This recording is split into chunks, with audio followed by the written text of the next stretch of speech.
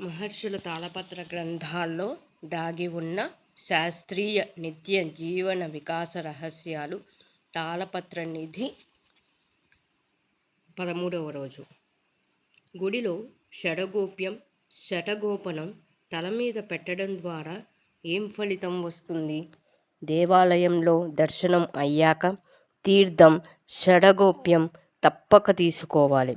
చాలామంది దేవుణ్ణి దర్శనం చేసుకున్నాక వచ్చిన పని అయిపోయిందని చకచకా వెళ్ళి ఏదో ఏకాంత నిర్మల ప్రదేశం చూసుకుని కూర్చుంటారు.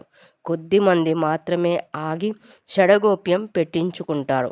షడగోప్యం అంటే అత్యంత రహస్యం. అది పెట్టే పూజారికి కూడా వినిపించనంతగా కోరికను తలుచుకోవాలి. అంటే మీ కోరికే షడగోప్యము.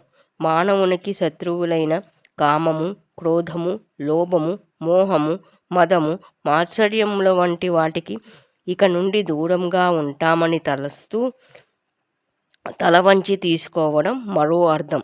సహజంగా చిల్లర లేకపోవటం వల్ల షడగోప్యమును ఒక్కోసారి వదిలేస్తుంటాము, ప్రక్కగా వచ్చేస్తాము. అలా చెయ్యకూడదు.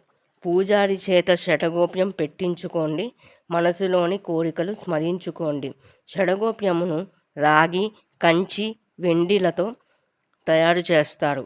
పైన విష్ణు పాదాలుంటాయి.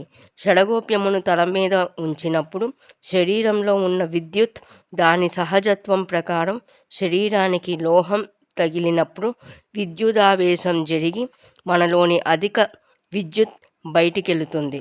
తద్వారా శరీరంలో ఆందోళన, ఆవేశము తగ్గుతాయి.